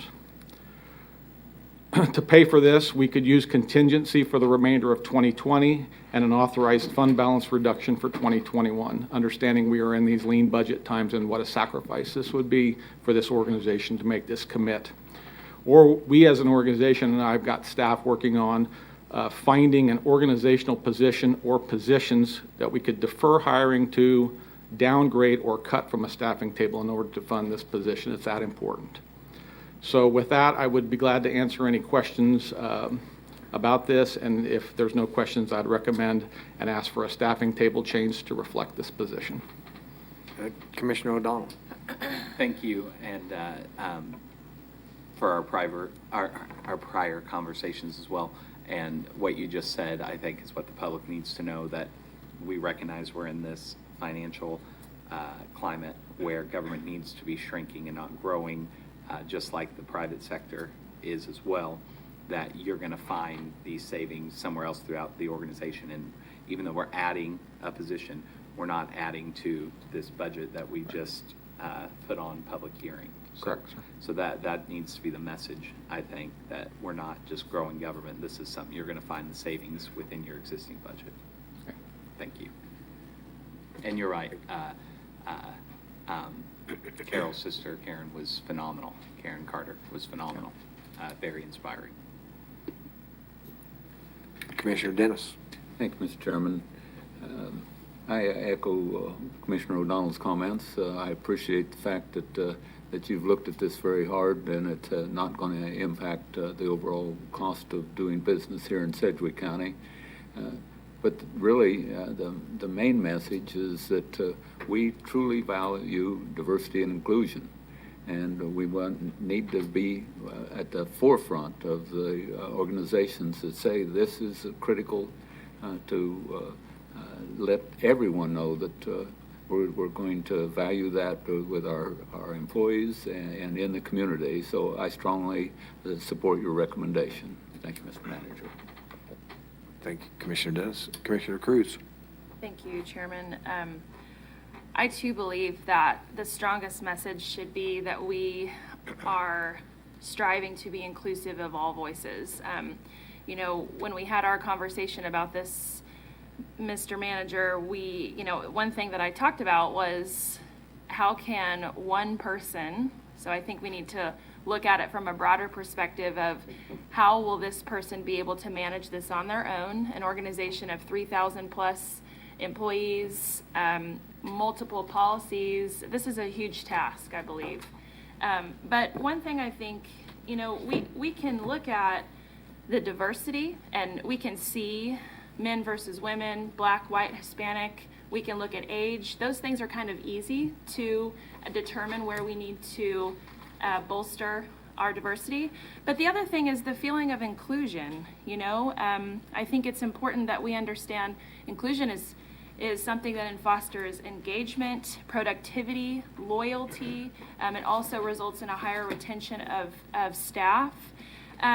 Traditionally underrepresented groups often feel like they have no voice, and sometimes they feel like they're the outsider of a team of insiders. So I'm excited that we have taken this step. I hope that it is supported by this commission today, because I think that it is a long overdue position for Sedgwick County to add to our staffing table. So thank you for bringing it to us today. Thank you, ma'am. Thank you, Commissioner Cruz. Commissioner Howe. Thank you, Mr. Chairman. Just a couple quick questions. So I'm trying to figure out where this person fits in the organizational structure. Do they report to the manager, or do they report to the commission? Where do they office? They'll report to the manager's office, and we'll office them somewhere on the 3rd floor. We'll find office space for them. Okay, and then that's good to know. One of the things I've asked in the past, which I would like to maybe ask this question again, I did get some information last time, and I appreciate that, but maybe it's time to have this dusted off and revised. But I would like to have maybe as a first step in the process here is find out what does our diversity in Sedgwick County organization look like right now. I don't know if there's a way to collect that information, but it'd be nice to know.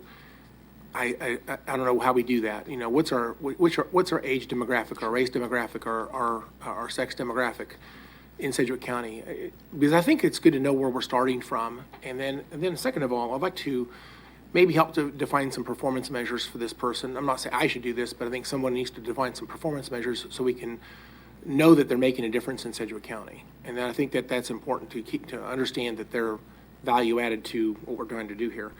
And finally, I think we've had a systemic problem since I've been a commissioner that I don't think we've actually ever really completely solved, and that is this issue of open door communications. I think you talk about allowing our staff throughout the organization be heard and not to fear retribution or retaliation, that type of thing. I think there's an opportunity here so that people, wherever they happen to be in the organization, have a way to be heard without fear. And I know some people have gone so far as to create, I'm sure my colleagues saw this, I got an email last week from someone that said, Sedgwick County employee. They created an email address simply to be anonymous, and they communicated to the commission staff, commissioners, through very extraordinary means, in my opinion. Sometimes I received letters through the mail that were handwritten and mailed, so just to provide that anonymity. If there's that much fear in the organization, then I think we continue to have a problem. So I think this is a good way for us to, again, focus on communication and focus on, you want to use the word inclusion, that means encouraging everybody to be heard and to know that their opinions do matter. And then to do that in a way that doesn't hurt them in their position, that there's not going to be long-term consequences for speaking up. And then, so with that, I'll support the idea today. I do appreciate the fact that we have a plan to keep our FTE table flat, but I do want to point out that says that we're adjusting the staffing table. And so my question would be, are we adding an FTE to the overall staffing table, or is that just a temporary thing, or what are we doing there? We are adding, the request is to add an FTE to the staffing table. Our commit is to try to find a position or positions to downgrade or cut to make the dollars balance. Okay, so be a second part of this discussion at some point in the future. Right. If we choose to cut a position, we'd come back and adjust the staffing table again. And then I guess I have another question. What's the timetable for hiring this position and having them start their duties? Something we expect to have in the next couple of months, you think? Well, if you approve today, we've already defined the position, we've already classified the position. We could post as soon as end of week or early next week. This clearly is an extraordinary person that's going to have to do this position. So I don't want to make a commitment on how fast we find an extraordinary person. It can't be average. We have to have exceptional here because of the mission, and as Commissioner Cruz talked about, the breadth of this and scope of this ask or challenge that we're facing. So we'll open it. We'll have a fair and equitable process. We'll try to get the best athlete available out there to do it, but I can't commit as to when because this person's going to have to be extraordinary. All right, so again, if someone makes a motion, I'll support that, but do I hear from you, if you will, some type of a commitment so that we can have some type of a baseline analysis of how Sedgwick County breaks down today? Sure. I think it's a Of good the place 3 to points I start. wrote down, sir, from you, I think we can get you the actual measurements of how we stand today as far as demographics from an employee standpoint, and point taken on items 2 and 3. I do agree with you. We can always work on communication, and we will create performance measures. Thank you so much, Mr. Manager. Appreciate your time and your comments, and thank you, Mr. Chairman. Commissioner Dennis. Thank you, Mr. Chairman. As I said before, I strongly support this, so I'd like to make a motion that we approve the staffing table change. Okay, there's been a motion and a second to approve the staffing. No other comments? Madam Clerk, please call the roll. Commissioner O'Donnell? Commissioner Dennis? Aye. Commissioner Howell? Aye. Commissioner Cruz? Chairman Meitzner. Aye. Motion carries. Thank you, Tom, for your work on this. Madam Clerk, next item, please. Item H, consideration of policy for repair of township roads pursuant to K.S.A. 68-124. Morning, Justin. Good morning, Commissioners. Justin Wagoner, Assistant County Counselor. I believe each of you have a copy in front of you of what's a draft policy marked as, again, Exhibit A. Just to explain, this document shows the changes that Commissioner Howell had suggested at the July 1st meeting on the draft policy of how the County Commission could utilize K.S.A. 68-124 in making repairs to a township road that would not be in condition for travel. At this point, I won't go through each one of those changes since they were discussed 2 weeks ago. I did want to say that I've conferred with the county manager, and at this point, the recommendation from staff, which is a slight tweak from what was in the agenda, would just be to take any action that the Board of County Commissioners would deem necessary. I'd be happy to stand for any questions, and Jim Weber is also here for any questions you may have as to Public Works' involvement in any of this. Okay, Justin, thank you for tracking on this item and keeping us abreast. Welcome, Chairman. Commissioner Howell. Thank you, Mr. Chairman. So I've been thinking about some of the discussion we had 2 weeks ago, and I know there's a desire by some on the board here that they would want to focus on Rockford Township as a single township where this policy would be focused on. And I don't personally like that idea. I think that it ought to be an overarching policy that would be available to any situation that would develop long into the future. And I would hope that whatever situation that I'm dealing with that may be temporary in nature, hopefully will not even need this policy either, because I believe that those problems can be solved, hopefully, without having to execute this type of authority. But should that get to that point, at least this just outlines the steps, but we don't know what's going to happen in the future. So if we're going to visit this today, in my opinion, is to set up the structure and the framework by which this policy would potentially be used, I think is reasonable. One thing we talked about last week was we don't want to offend our townships. We want to make sure that they understand we appreciate them. I know they do a great job. And with that, I handed out a proposed letter. The original letter we talked about last week or 2 weeks ago that was in the backup material had a proposed letter from our Public Works Director. And I got to thinking about this. Really, this whole consideration today is really because of me. I'm the one that brought this up, and I'm the one that's been pushing this forward, and I think everybody knows that. I think it would be appropriate for me to speak through this letter. And I don't know if this should come from me specifically or from myself in a separate letter from Public Works Director Jim Weber, or it should be a joint letter between he and I that we could send out to the townships. But I'd like to protect, if you will, my colleagues, letting the townships know this is not a proposed policy from you, but it's a proposed policy from me. And if my colleagues would agree, I think that I gave a few extra copies of this letter to Tom Stoltz, and he's welcome to hand those out to whoever needs to have a copy today here. But in my opinion, my intent was to soften this a little bit and to kind of explain why this consideration is happening right now. And it alludes to the idea that we have some situations where public safety officials can't access the residences because there's a persistent township road issue that's not been addressed or not been fixed. And it goes on to say that, references the condition of travel that's defined in the policy.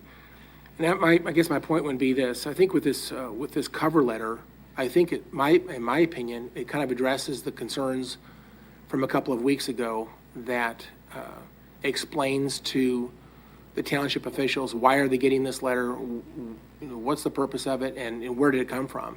It's not coming from, we can send this out with the board's approval, but I guess my point would be I want the township officials to know that Commissioner Jim Howell is the one that initiated this, and that way hopefully would protect others from having any type of negative critique coming back at you specifically.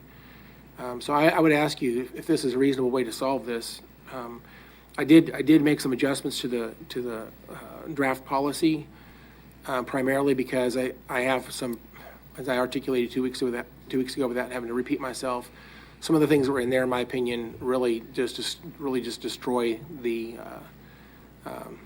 process, and it makes it such a lengthy process that it makes it really very difficult to dynamically in any way address the problems that are being experienced by those residents. And so I'm willing to negotiate whatever commissioners would like to see in this draft policy, but I would hope that the cover letter would be enough to allow this to go forward to the townships.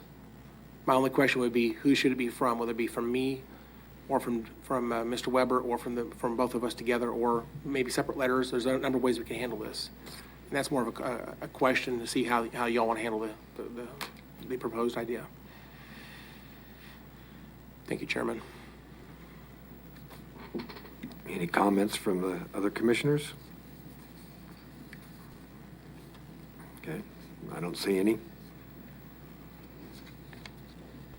I'm not sure where to go with this. We're just seeing this with the lined out areas.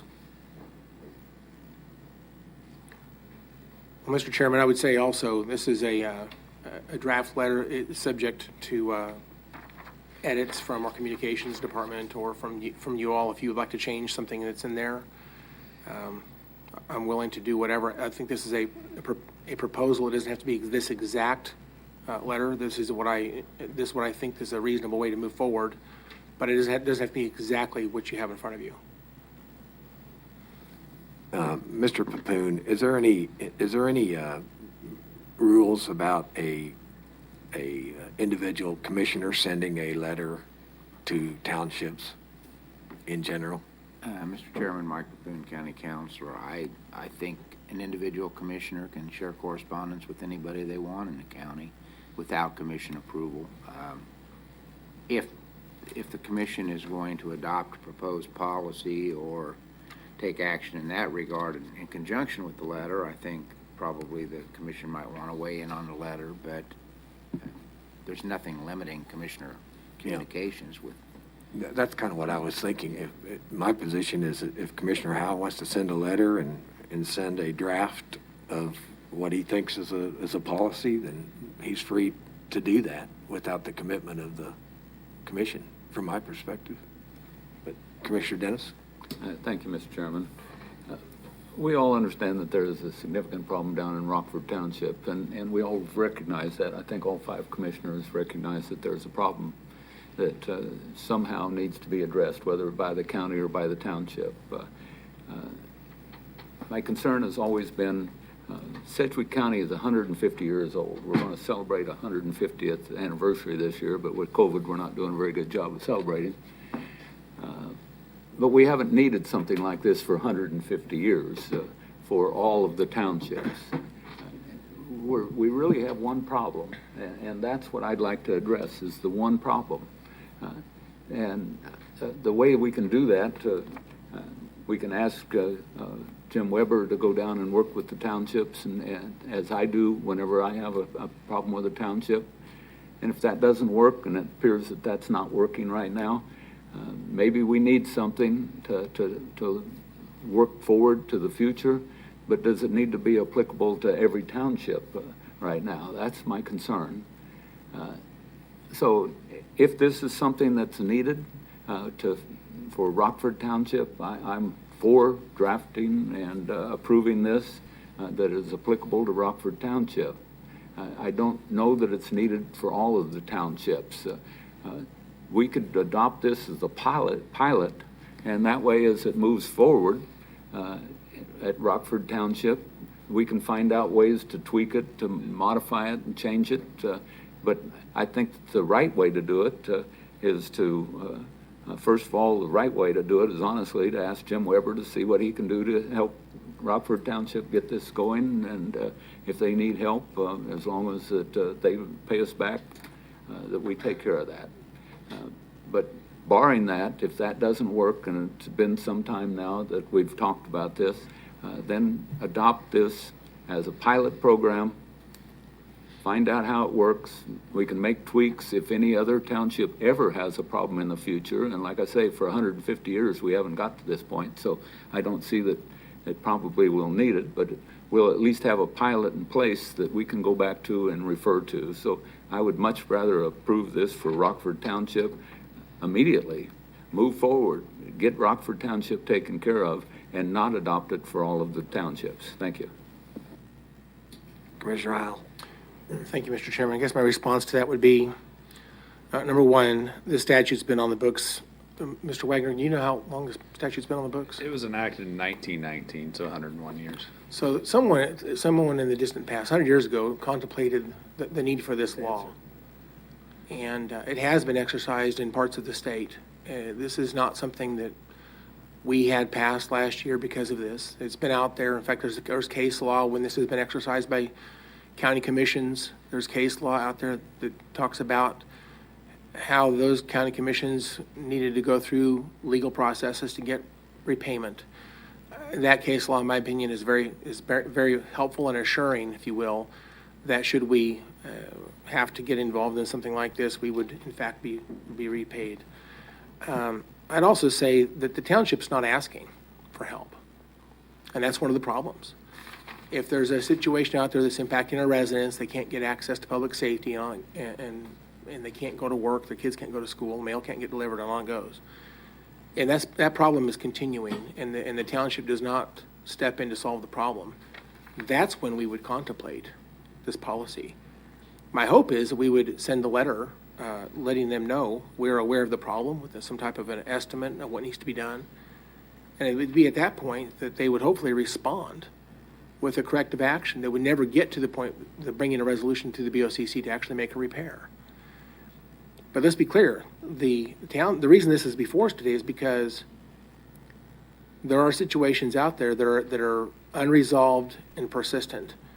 And it's not because they're unable to fix them, it's because they're not willing to fix them. And so I hope we never have to use 68-124. But once again, this is, and I've talked to Councilor Papoon several times about this. He said it's not wrong to have a policy. It seems reasonable to have a policy. In my opinion, it's called due process. It creates respectful relationship between us and the townships. It says, if we ever had to exercise this type of authority, here's how we would do that. There's nothing wrong with saying that. In fact, I say in this letter that in the 5th paragraph down, Sedgwick County understands the vast majority of township roads are well maintained and would not be subject to this proposed policy. However, in the event that a township road would not be maintained and would not be in condition for travel, the Board of County Commissioners is contemplating the adoption of this policy to adopt a process for these matters. My point is, if they are doing a good job and they don't have a problem with passability, vehicles can get down the road, they're never going to have a problem with this. And I think most township officials understand that. So I don't know what's offensive to them to know that there's a problem somewhere else in the county, that we would formalize a process that, in my opinion, is very respectful to both us and to the township. We don't have to have this policy. If we're going to focus on Rockford Township, the first paragraph says here, second sentence says, This policy is not actually necessary to exercise the statutory authority. Nevertheless, it seems better and more respectful to formalize the steps we would follow or take if we believed the situation was serious enough for the BOCC to address the issue. I don't see what's wrong with us passing the steps. If my colleagues want to focus on a specific problem in a specific township, then I think we're missing the point. But I would prefer, as the chairman just alluded to a moment ago, I would prefer to send this draft with a cover letter explaining why they're seeing this and ask for their comments. My opinion, my assumption is most of them are going to understand. This is not underhanded and it's not a strong arm plan for us to take over their roads. This is a very extreme situation where people are desperate for a solution and they can't get home or they can't go to work. And as long as that's not what's happening in those townships, and by the way, the policy actually says it starts with the commissioner. If you commissioners don't pull the trigger to start the process, it will never happen in your townships. That's the very first step, as the commissioner must ask for a review of that road section. So, again, I do not see what's wrong with us outlining this process, and I think for us to not do this leaves us where we are today. And I've been dealing with this problem now for a number of years. So I'd like to move forward, and I would prefer to send out the draft policy to get those comments respectfully from those townships. And I think the cover letter basically explains that very well. If you guys don't want me to do this, the reason I'm asking this today is I want your permission. I want your agreement that this is a reasonable way to go forward. If you don't want me to do that, I hope you'll speak up and let me know that today. Thank you. Okay, well, it looks like we're at a crossroads where, Commissioner Howe, you can probably determine. You can send a letter on your own as confirmed by Mr. Papoon. It does not need our authority or approval for you to do that. If you want to send out a letter, you can do that. Okay. But there's no formal action that I see. If you want formal action on the policy, it sounds like Commissioner Dennis is ready to make a motion to say we could adopt this policy and specific for Rockford as a pilot. So that's kind of where we're at. If you want to, okay, Commissioner Cruz. Thank you, Chairman. A few weeks ago, I asked Mr. Weber and the manager, what is the status of the road? Maybe it was Mr. Papoon. I asked for someone to go out and check it out. Have you guys done that? What's the assessment? How much will it cost? I mean, what are the things? Because really, we're talking about the road and it being unsafe. So regardless of what we do with this policy, there are people who want answers to this road. So can you give us those? So no, Jim Weber, Public Works. I don't have a list of where their specific problems are without driving every road in Rockford to decide what we think they are. They're very specific complaints and I don't know where they're at. Okay, so the request to go check it out was not completed, I guess? I could just tell you that several weeks ago, I'd asked Commissioner Howe for a list of locations. I don't have it yet. Okay. Okay, thank you. Okay. All right. Thank you for your question. So, Commissioner Howe, what's your preference? Do you want to send a letter, or do you want us to make a motion? No, Mr. Chairman, I think that I would prefer to send out this draft policy with my cover letter. I'll probably clean it up just a tiny bit.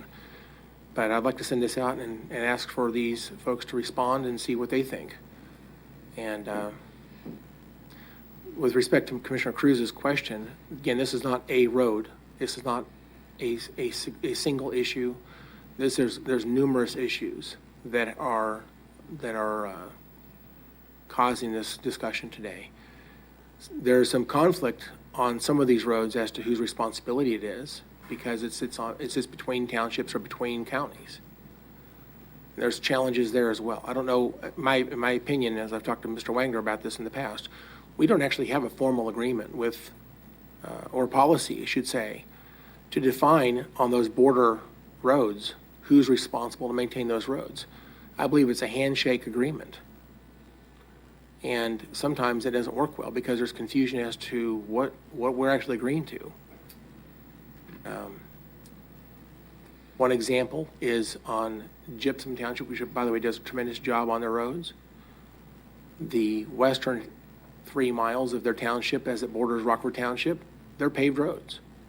But the eastern 3 miles are gravel roads.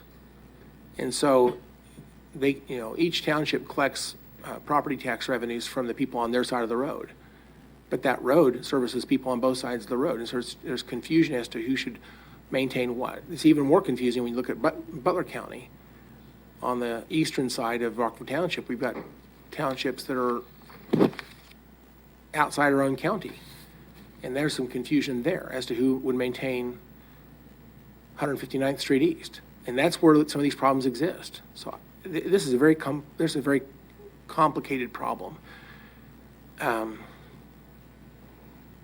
Anyway, it's my intention that it sounds like, with notwithstanding opposition from my colleagues, I would intend to send out a cover letter with a draft policy and solicit comments from the townships. That's my intent. Thank you. Okay. I think it needs to be clear that this is not the board's authority nor the board's objection to it. This is you as a commissioner sending out the letter, from my perspective, according to agreement with our legal. Okay. Yes, Mr. Chairman, I've looked at the letter, and there's nothing in the letter that indicates this is action on the part of the board. It's just, okay. It could easily be from Commissioner Howell, and it is a draft policy under consideration, so there's no problem with that. Okay.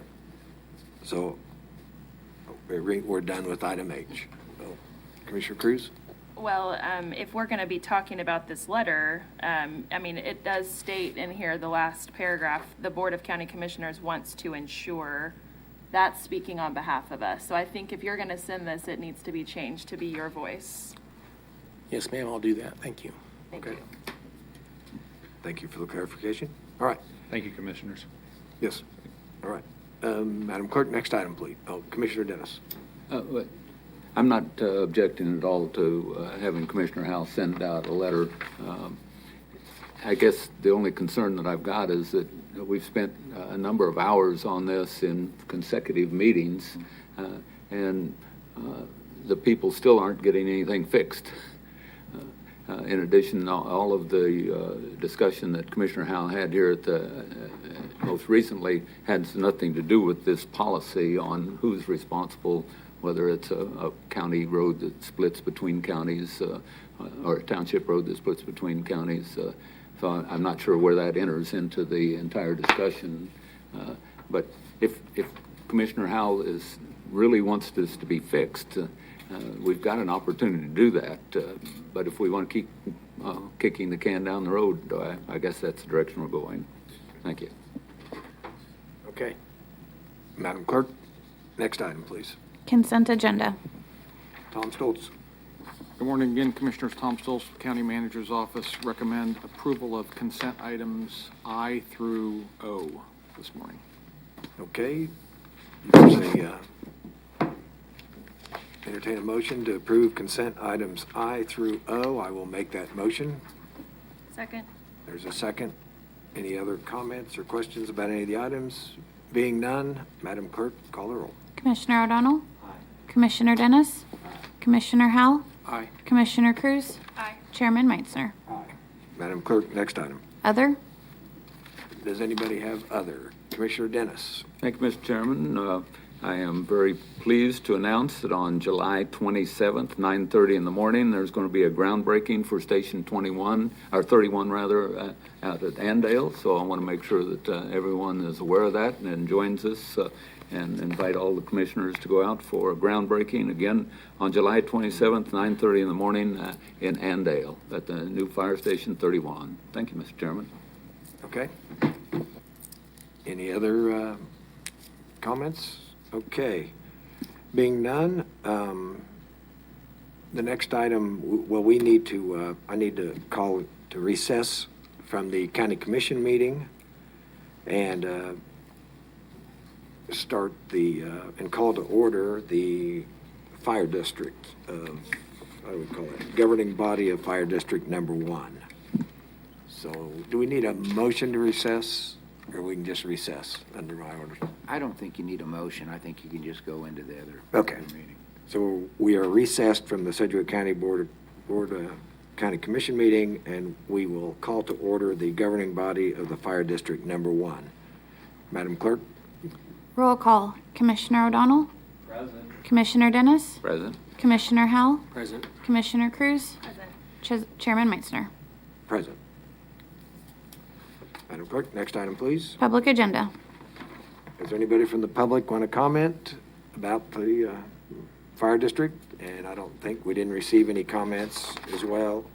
So next item, please, Commissioner. New business, item A, authorize the publication of the maximum property tax levy to fund the 2021 Fire District 1 budget and establish public budget hearings on July 22nd, 2020 and August 10th, 2020. Good morning again, Commissioners. Lorian Showalter, Area Budget Director. So this item is identical in purpose to the item you just approved for Sedgwick County. The publication sets the maximum budget for the fire district at $19,368,910 and establishes a maximum property tax levy of $18,057,128 based on the intent of maintaining a rate of 17.889 mils. In addition to a public hearing to be held Wednesday, July 22nd at 9 a.m., the publication outlines that the final public budget hearing will be held here in this room Monday, August 10th at 6 p.m. The budget adoption again is scheduled for August 12th. I'll be happy to stand for any questions, but if there are none, I recommend you authorize the publication. Okay, are there any questions about what we just heard? And I don't see any. I'm prepared to make a motion. I move that we authorize the publication of a notice of public hearing regarding Fire Districts Number 1's 2021 budget. The publication shall include a total budget of $19,368,910 and an ad valorem property tax levy of $18,057,128, which is approximately equivalent to 17.889 mils based on the estimated assessed valuation and subject to technical adjustments. Second. There's a motion and a second. Any other comments? Being none, Madam Clerk, please call the roll. Commissioner O'Donnell? Aye. Commissioner Dennis? Aye. Commissioner Howell? Aye. Commissioner Cruz? Aye. Chairman Meitzner. Aye. Okay, Madam Clerk, next item. There's not. With that, we will adjourn the Fire District meeting, and we'll return to the Board of Sedgwick County Commissioners meeting. Madam Clerk, next item. Executive session. Commissioner Cruz. I move that the Board of County Commissioners recess into executive session for 15 minutes until 11:15 for the purpose of discussing personnel matters of non-elected personnel relating to the employment of a management-level county employee, and that the Board of County Commissioners returns to a live broadcast. We will be staying in this room from executive session at 11:15. I'll second that. Been a motion and a second to go into executive session in this room. Any other comments? Being none, Madam Clerk, call the roll. Commissioner O'Donnell? Aye. Commissioner Dennis? Aye. Commissioner Howell? Aye. Commissioner Cruz? Aye. Chairman Meitzner. Aye. We will go into executive session.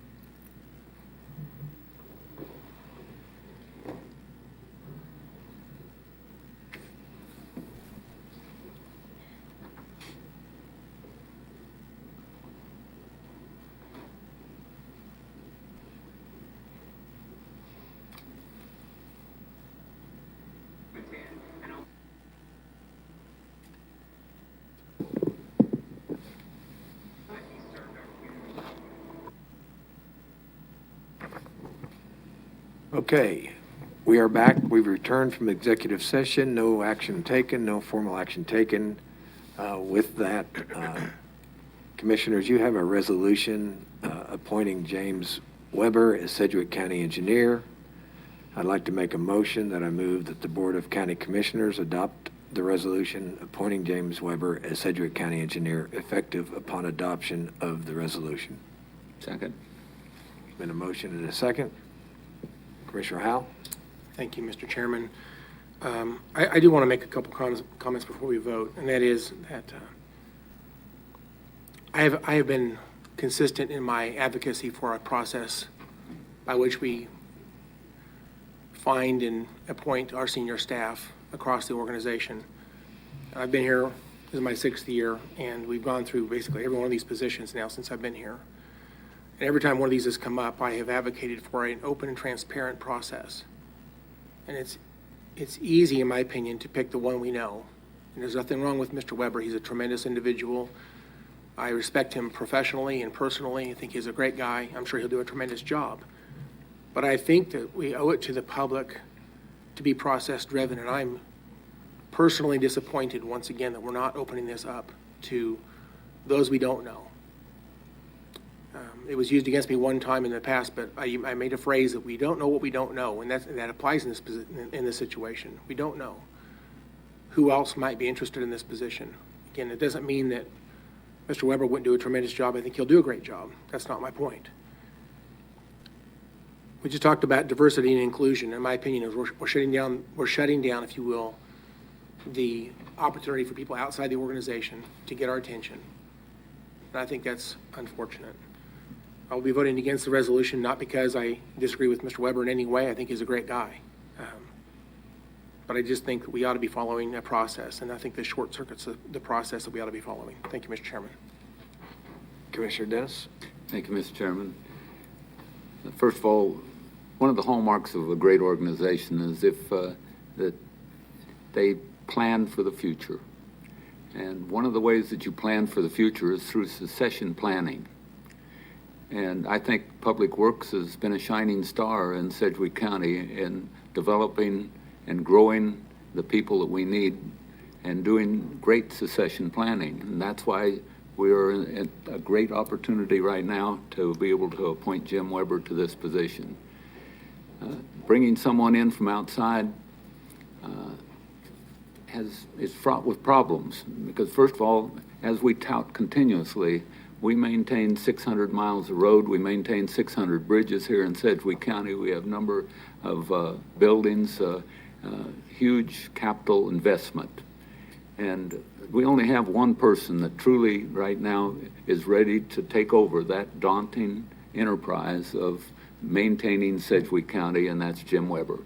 I have full faith in him. Obviously, David Spears, who we all respect greatly, had great faith in him because he groomed Jim Weber to take this position.